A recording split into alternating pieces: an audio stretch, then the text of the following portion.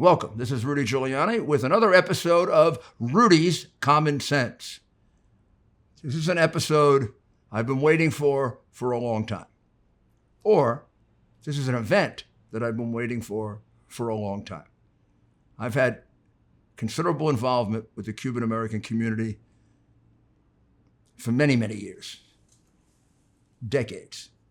I have many friends, and I know many stories of people who lost their fathers, their mothers, their grandfathers, their great-grandfathers, their children, to the brutalities of a totally vicious man, Fidel Castro. And I should emphasize that when I was mayor of New York, I prohibited his coming to any events having to do with the city of New York. Probably more known to you is Yasser Arafat, who defied my order, and I threw him out. But I was perfectly prepared to throw Castro out as well, because I don't particularly like going to social and cultural events with murderers. And Castro was a glorified Hollywood murderer. He was not only a murderer, he was a homophile, and he was clearly anti-Semitic. Many things that were buried by the pathetic Hollywood, whatever you call them, sycophants, who would spend time with him and probably were attracted by the fact that he hated America, which is a very sad thing to say, but it's true.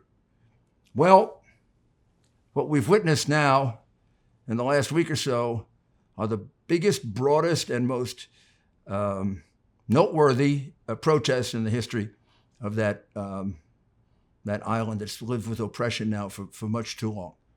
And it's the kind of protests that we remember seeing in places like Poland and Czech Republic. We remember seeing them in some of the Arab countries during the Arab Spring. And I've seen them in Iran. They are suppressed and covered up by the corrupt Western European and American press.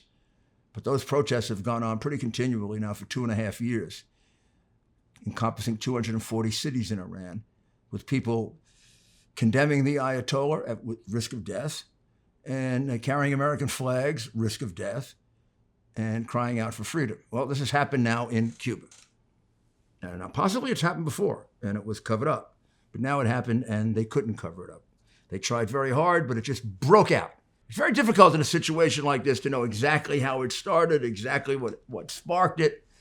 I kind of believe this must have been building up for some time. It just doesn't ignite like this. But in any event, it appears as if the first incident was the beating in San Antonio de los Baños of a young man or a citizen by the police, and obviously someone opposing the regime. That led to protests there, and then those protests spread. And as you will see on the map that we put out for you, they didn't just spread, they spread all over the island. Now that is very significant and very important. It wasn't isolated just to the capital. It wasn't isolated to this place 30 miles from the capital. It spread all over. What does that tell you? What it tells you is there's discontent all over the island. Oh my goodness, not just discontent. When you carry an American flag in Cuba, when you carry a sign saying down with communism in Cuba, when you say Castro was a dictator in Cuba, you put your life on the line, and there's a better chance than not you're going to be killed. So this isn't a demonstration. This is a fight for life. It isn't like a demonstration in the U.S. where we let you demonstrate, and now with Biden and the Democrats in these Democrat cities, we let you break up stores, shoot people, burn cars, steal refrigerators, and do everything and do nothing to you. This is demonstration in a communist dictatorship where they kill you. So these people are desperate to have put on demonstrations and protests like this all over the island of Cuba to take down communism, which is an evil, destructive way of life. So this was caused by many things. If you look at the signs, the lack of food, the complete decimation of the economy, the fact that the health system has completely crumbled, crashed, and gone bankrupt. Now, remember, this is a health system that is touted as one of the great accomplishments of the communists. The fat guy that does the movies, Michael Moore, I think has even done a movie about how wonderful the Cuban system is. In fact, I've kind of suggested to him, I would suggest that he'd be the place he get all his cardiac treatment and whatever else he needs for being obese. But apparently it doesn't do him much good. So this system fell apart. You think maybe they were lying to you about how good the system was? The system didn't fall apart in the U.S. We had far many more cases than they did. However you want to look at it, we had far many more cases gross per capita. Other countries were more stressed than Cuba. Their medical systems didn't fall apart. Well, theirs did.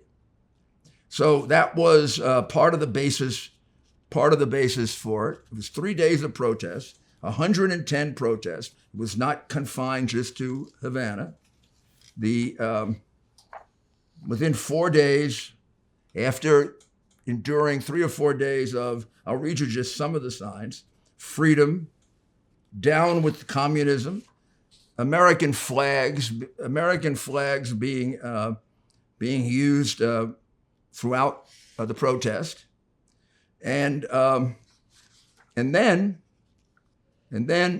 a song emerged, and it was best described by the Cuban American senator who ran for president and is a leader in the United States Senate, Senator Marco Rubio, in the wonderful and beautiful speech that he gave in front of the Congress, in front of the Senate, the floor of the Senate. But during it, he said, I'm going to quote, "The song's name is Patria y Vida.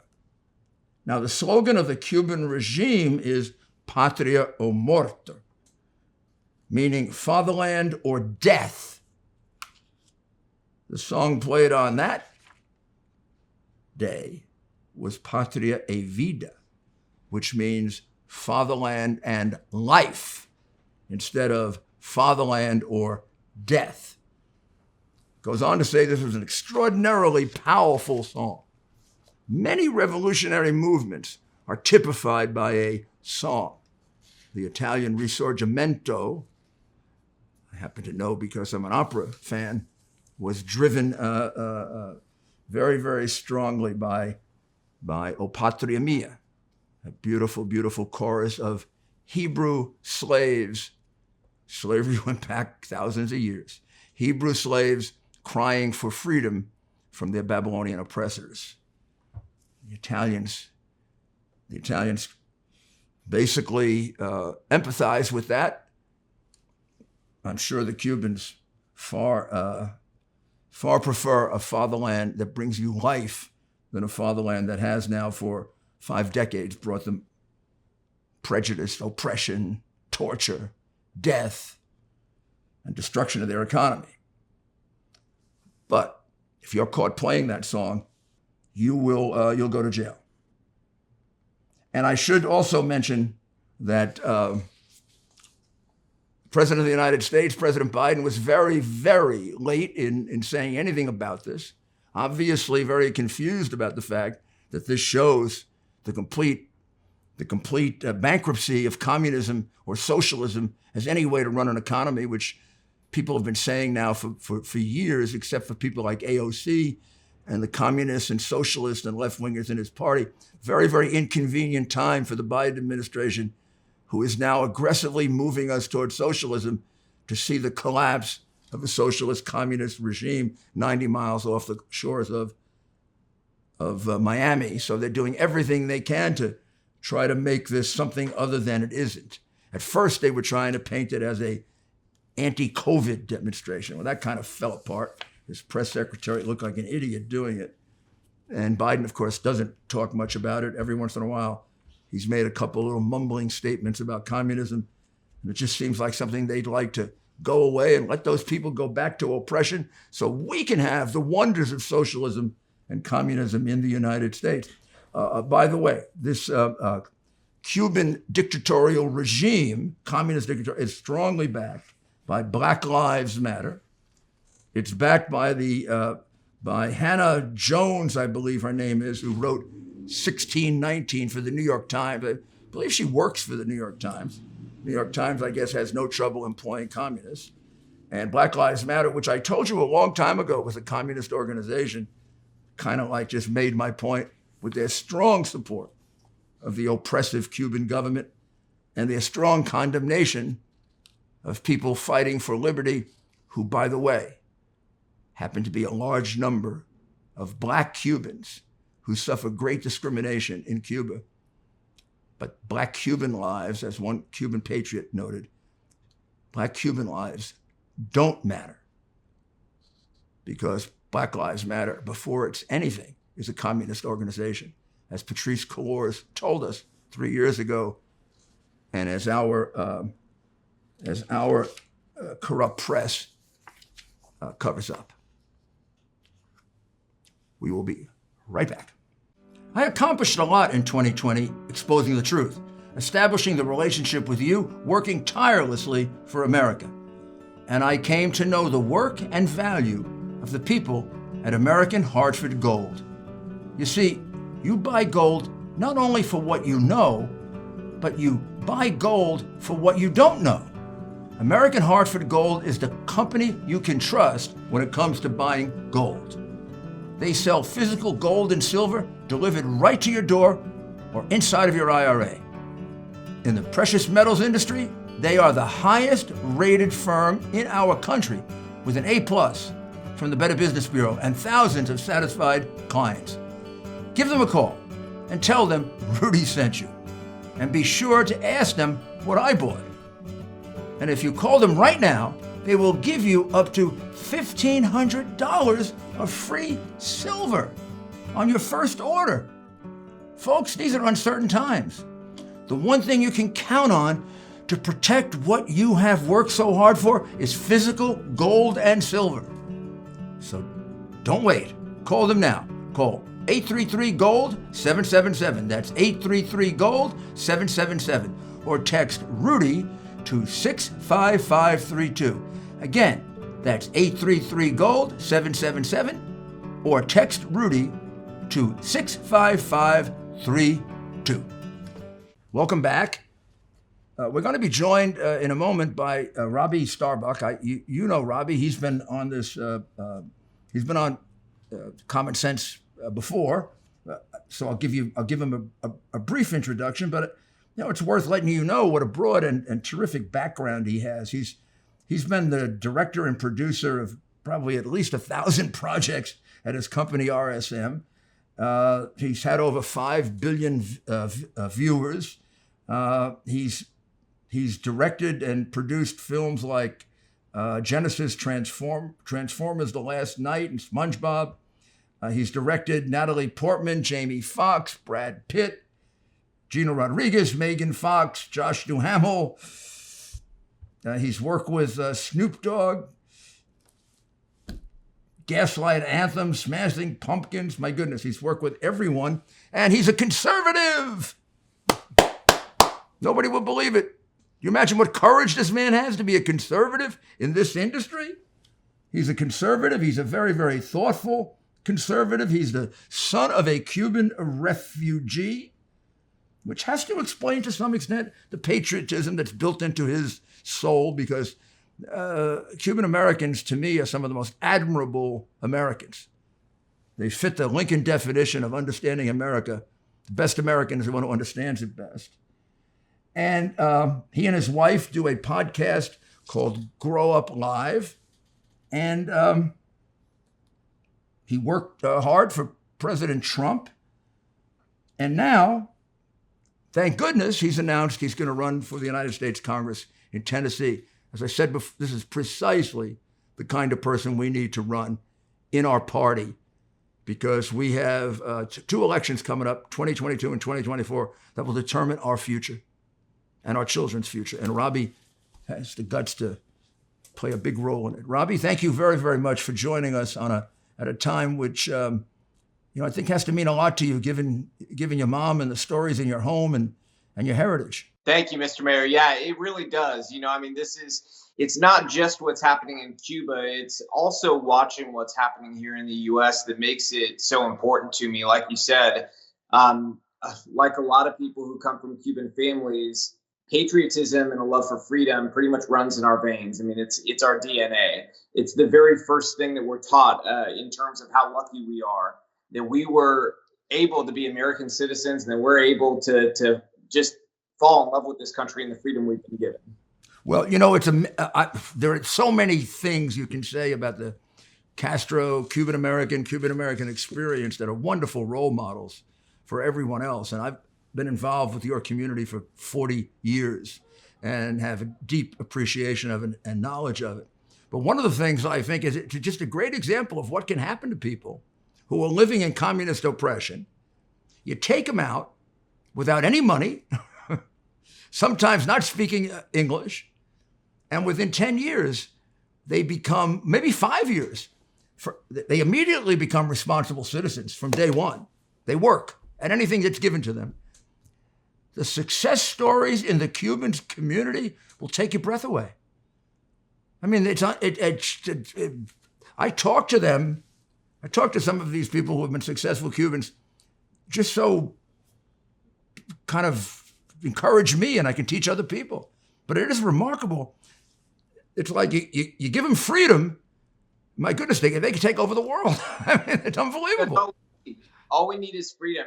I think it's a perfect sort of example of the American dream. I mean, if you even look at my family, they had everything stolen from them, their home, their possessions. They came here with nothing. Could you tell us a little history of that for the American people to understand, what's at the core of what's going on there? Because it's, a 50-year history of oppression. Exactly. This is why it's so frustrating to hear the Biden administration try to say this is about COVID or about vaccines. It has nothing to do with that. When you watch these protest videos, you hear two things, and they're not COVID and they're not vaccine. You hear freedom and liberty. You see one thing very important. They're waving the American flag. That's despite decades of propaganda indoctrinating them to hate America. They still can't do it because if you give even a taste of freedom to somebody, freedom is addictive and they want more. So they've fallen in love with America because they associate that flag to freedom in a way our own citizens have lost sight of. And so we need to look at our flag the way they look at our flag. Those protesters in the street look at our flag with the hope and optimism that it really brings. Part of the reason I was able to, as a child of a penniless refugee, work my way up and become a success in Hollywood and arrive before you as a candidate for Congress is precisely because I was told I could do anything in this country. I wasn't told, oh, you're oppressed because your mom and your family, they're immigrants and they didn't speak English when they came. I wasn't told any of that. I wasn't told I was an oppressed class. I was told you can do anything. And what we're doing to kids now is just disgusting. But at the root of these protests that we're seeing is decades and decades of a brutal dictatorship that they'll throw people in prison and kill people for anything. Even things people like to talk on the left about the embargo causing this. The embargo has nothing to do with it. The embargo doesn't steal food from farmers. It doesn't jail people for going out and daring to go fishing to feed their family. It doesn't steal money from citizens if they try to create a side business. It doesn't go and extract every penny of wealth it can from any person on that island. People on the left, they like to praise Cuba saying, oh, they send their doctors all over the world. That's labor trafficking. What they're actually doing is they charge a fee for those doctors and the government takes that money. They don't give it to the doctors. The government takes it and then they spread that wealth within the Communist Party and the people get nothing. So this is decades of the people getting nothing, being medically abused, being terrorized in the streets by their version of police who are really thugs. This is decades of not being free. And I think the big mistake they made in Cuba, if they wanted to keep this communism going around, is they gave the people internet access. That was the big mistake. When did they do that? When did they do that, Robby?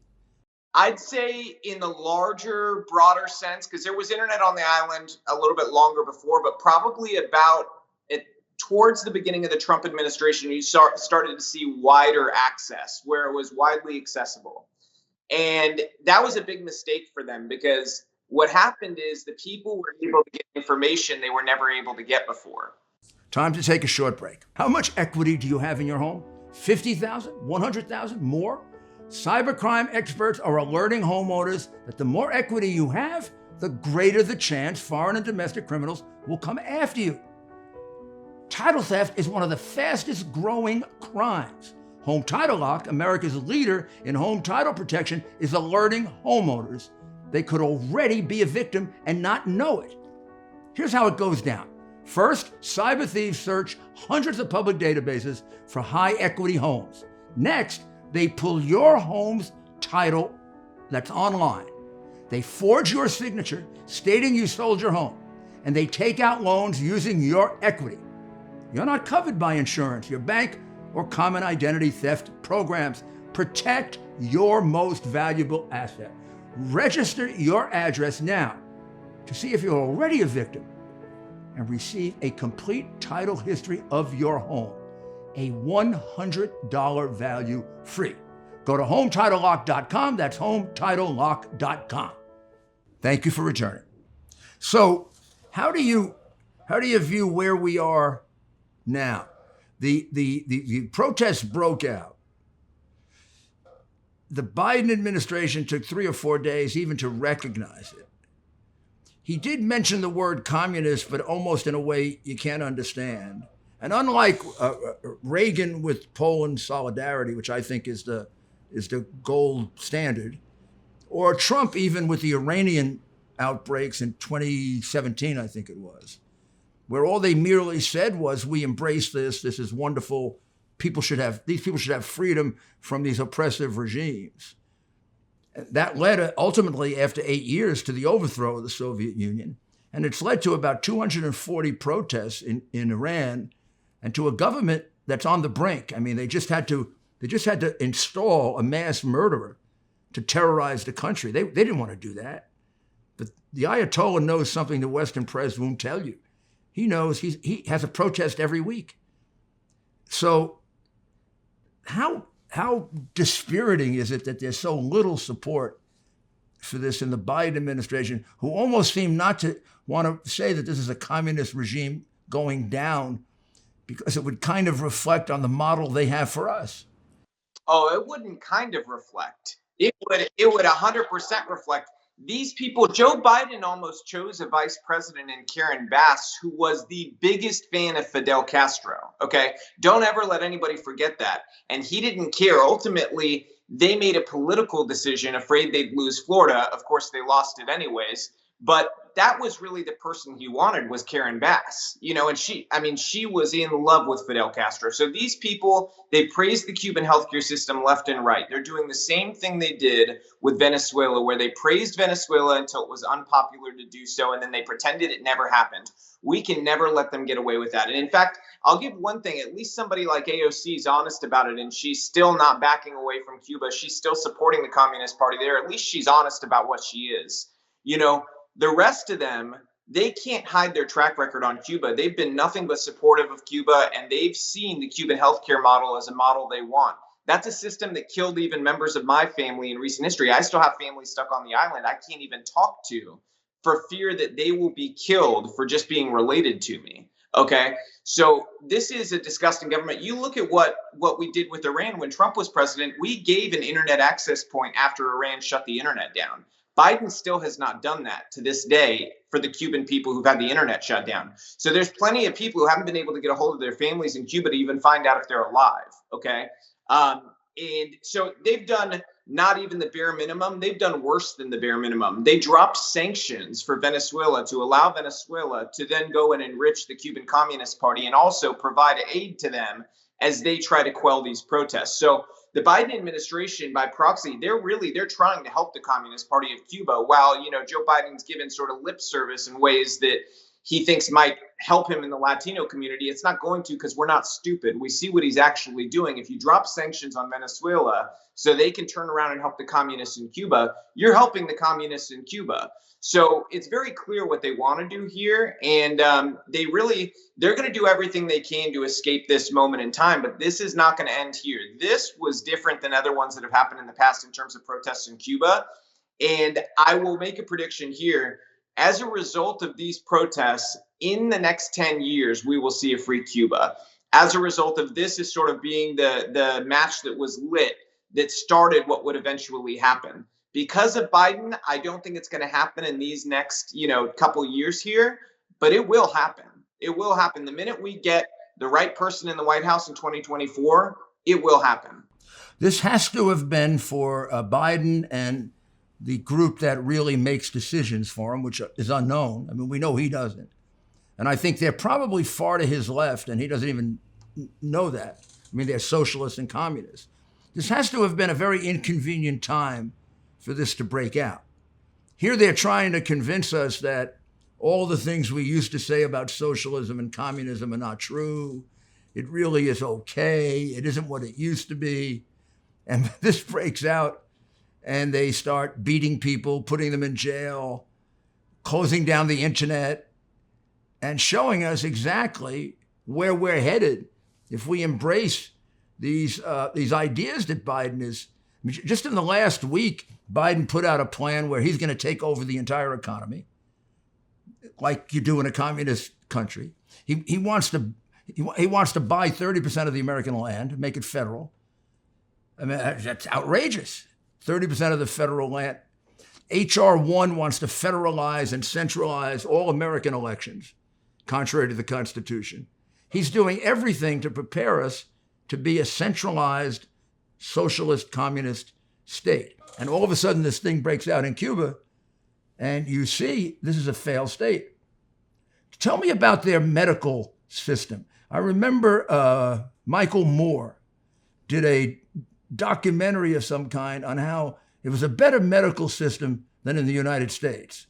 It was the best in the world. What's absolutely fallen apart under the pressure of COVID. We didn't fall apart. They did. It not only fell apart during this. I mean, it was never what he portended it to be. They allowed him to go into a hospital that's the ruling party hospital that they go to. So, of course, that hospital's nice. But say the rest of Cuba, they don't have access to medical care like that. I had a relative who had pain. It was about 7 years ago now. She had pain in her abdomen, and she went, and it took 3 years to get a scan to even get an answer on what was going on. She had terminal cancer by that point, okay? And they didn't even treat her because she was a line item in the Cuban healthcare system, not a human being. In America, we treat people like human beings, at least when this sort of thing happens. And we also don't wait 3 years to diagnose them with cancer. So I think, that speaks really to how the Cuban system works. I was we had a protest here in Nashville, actually, this last weekend to bring attention to what's going on. And we had hundreds of Cubans show up in Nashville, okay? And it was a beautiful thing. But what was the saddest thing is going around talking dozens and dozens of stories of people whose family members died of treatable conditions. One young girl who actually organized this whole thing, brilliant young lady, her grandmother recently died of a kidney infection that in the U.S. would be treatable in a weekend. In Cuba, dead. That's the healthcare system that they've praised. You said something that I think is really important to address. Cuba, what's happening there right now is a window in time. This is a gift being given to us as Americans to look through a window and see our future if we don't stop on this path we're on right now.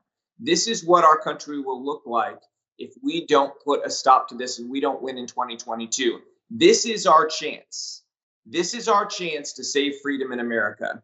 Ronald Reagan, for all the criticism on the left where they say, oh, we're not this, we're not that, I want to remind people of something when they say they're not socialist. Okay, Ronald Reagan once said one of the ways that socialists try to confuse people about socialism is they'll say, oh, it has to be a direct control over the means of production. Okay, Reagan said, be watchful for those who take control in a very different way and can shut down the means of production at any time. That's what these people are doing. They're shutting down the means of production throughout the US to control the economy and to really show how much power and control they have over big business. And by proxy, then the businesses listen to them whenever they're told to do something out of fear, their businesses will be affected again. Okay. This is one of the ways you can take control in a socialist manner without being outwardly socialist and taking the business saying, hey, the government owns the business. You don't need to own it. You just need to control it. And they understand that. So that's what they're trying to do. It's very much like the CCP. I always say the Democratic Party is turning into the American CCP because it's a technocracy fused with this sort of communist dictatorship where, yeah, you might have the veneer of there being independent businesses, but they're ultimately controlled by government. When you look at the big tech companies, they all answer to Democrats in office. You know, look at no further than Twitter answering to Secretary of State or Adam Schiff to take down tweets they don't like. Okay. That is government control of these places. So, I think that's a good reminder for people that that's what we're facing. We'll be right back. Not long ago, Mike Lindell, the inventor of MyPillow, and his team fit me for my very own MyPillow. They also introduced me to their wide assortment of other incredible products, like their mattress topper, their sheets, towels, slippers, and more. Sleep is incredibly important to me, and I can assume for all of you. It's time you give MyPillow a try and see for yourself. Listeners have helped build MyPillow into the incredible company it is today, and Mike Lindell wants to give back to all of you. You can get great discounts on MyPillow products by going to mypillow.com right now and seeing each of the specially priced items, including those in the radio listener special square. You're going to see rotational offers up to 66% off on products like their pillows, mattress topper, Giza sheets, but also new products like their slippers, weighted blankets, robes, and waffle blankets. All MyPillow products come with a 60-day money-back guarantee. Enter promo code Rudy for these great specials. That's mypillow.com and use the promo code Rudy. Now we will continue with our interview. Well, when they talk about the big tech censorship as being private companies, I really do think that there could be a very good case made in court that they are just an adjunct of the government and an adjunct of the Biden government. That they're basically all Democrats. When they were out of power, okay, fine, it was private. But now they're in power and they're basically doing the government's dirty work for them, which under traditional American law means they would be treated like the government.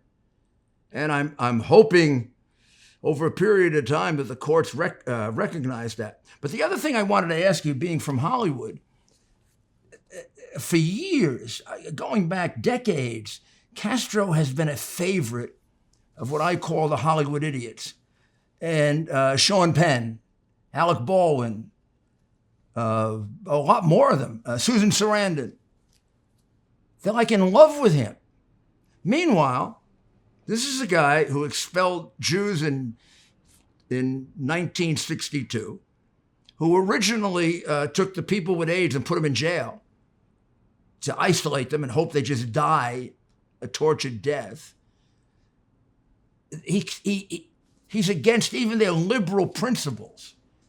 What is the fascination of Castro? I mean, he accomplished nothing on the island of Cuba. It's not as if everything he had, he got either from Russia or Venezuela, and now they have nothing. The best thing Castro has are the people who left Cuba who became so successful in the United States. So what is the Hollywood fascination with him? It's very simple. They are so hungry for there to be a left-wing authoritarian leader who will crush the right and will discriminate, censor, jail, kill their ideological opponents, that when they see an example of it in the real world, they romanticize it. That's what's happened, not just with him, but with Che Guevara too. It doesn't matter that they hated gay people. It doesn't matter that they were racist. It doesn't matter any of the things that are reality about who they are. What matters is that they were far left authoritarians and they went and brutalized their opposition. That speaks to the very soul of what they want. And it says a lot about who they are as people, that they can overlook the atrocities and human rights records of these people to go ahead and support it, because ultimately that's what they want. Well, there was an article today or yesterday about how the Biden administration, I mean, you might as well have expected this, is becoming much friendlier with Maduro now and kind of pushing Guaido aside. Maduro, Chavez's bus driver, who I don't know how many Venezuelans he's killed or driven out of the country. And Venezuela is a country that could be one of the wealthiest countries in the hemisphere that's falling apart. But for some reason, the Biden administration wants to make friends with Maduro. So there's a movement towards socialism and communism in this administration that's very, very dangerous. And the only way we stop it is 2022. That's our next opportunity to stop it, to put in a Congress that's going to block him, and then eventually a president who's going to kind of restore the way of life in America. So I'm so happy that you're taking all of this that you know and have learned and applying it and running for Congress. So what lessons were the most important as we kind of conclude that your mom taught you? Because she must have had a heck of a time getting out of Cuba. Yeah. I'd say the most important is that freedom is worth dying for. That freedom is worth everything. And it's a big reason why I've had a lot of people ask me, why would you burn down a dream career, to go and do this and be political and run for office? It's very simple to me. This was never a hard decision. For, I guess, other people it would be. For me, it's not. Freedom is the most valuable thing I've ever been given. I've been so blessed by this country. Without the United States of America and freedom existing here, I wouldn't be alive, number one. Number two, I would never have met and married my beautiful wife. I would not have 3 healthy, amazing kids. I would have never achieved my dreams. This country, I owe everything to it. And so if this is my way of paying some of that back, and I'll never be able to pay it all back, but to pay some of that amazing opportunity back to this country is serving and making sure that somebody's standing in the gap to protect freedom and to stand up for the people, then I mean that's the littlest token of my appreciation I could give back to this country. A career doesn't matter with everything that this country's given me. So that's probably the number one lesson I could say for my whole Cuban family is freedom is worth dying and fighting for, and I hope it never goes to that point. I hope there's never one of those authoritarian communist people who takes it to that place where they go and round people up or anything like that. I hope that never happens.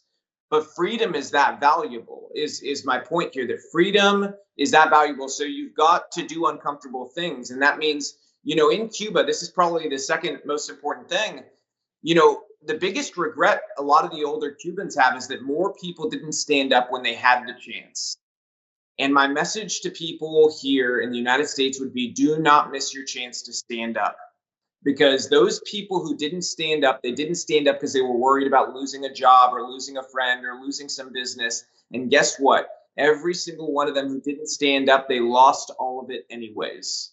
So this is your chance to stand up and lose a little maybe, and maybe be a little bit uncomfortable before you lose all of it and you're very uncomfortable. So don't mistake silence for not having anything, negative happening to you. Your silence now only buys you a tiny bit of time, but you'll end up losing everything. So now is the time to be active, volunteer for campaigns, get out there, knock on doors, do everything you can possibly do for us to win this next election. Because if we don't win it, we are in a world of hurt for decades in this country. A father of a hero who died in the war said to me about this about a week ago. He said, my son gave his life for freedom. So maybe you can tell people it's not so much of a sacrifice to be taken off YouTube or Twitter, or even to lose your job or your career. We've always known that freedom comes with a price. That price can be your life, but it also can be other inconvenient and difficult things. And I think the room for compromise is over. People just have to say no. Have to say no to the politically correct that ends up meaning we condemn people who have done nothing wrong, or we turn our backs on what's going on in Cuba, or turn our backs on what's going on in Iran. If enough people would stand up, this would all change. And I have a feeling that's happening. I really, really do. And maybe I'm being too much of an optimist. And I talk to the right or the wrong people, but there's a great movement out there and a great discomfort with the Biden administration. I can say today that the Biden administration is moving towards socialism and communism. If I said that 5 years ago, they would have tried to put me in an insane asylum. But people buy it now. They get it. And your candidacy is enormously important. Don't ever, you got a lot riding on your shoulders, my good friend. And thank you for making the sacrifice. And thank your wife and family. God bless Thank you. Appreciate it. If anybody wants to get involved, it's starbuck2022.com. Starbuck2022.com. Say it again. What is it? Starbucks? Starbuck. Starbuck2022.com. So Starbuck2022.com. You can volunteer, donate there. It's very important. My race, actually, I don't know if I've told you this, Rudy, it's shaping up to really be a microcosm of America.